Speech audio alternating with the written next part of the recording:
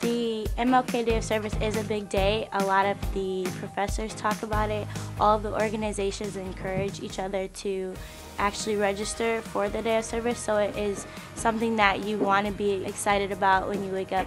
Today we're building some bookshelves to put in local communities and things of that nature. It just makes us realize that sometimes we don't have to take things for granted, and even though we do have supposed day off for today, that we can do it by providing some service for others.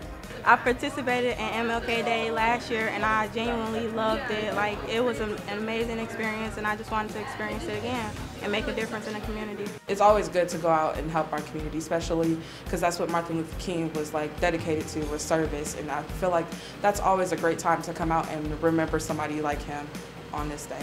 The vibe in the room is really, really great. Having everybody together, it just gives that sense of togetherness and unity as a whole student body, especially for student athletes together.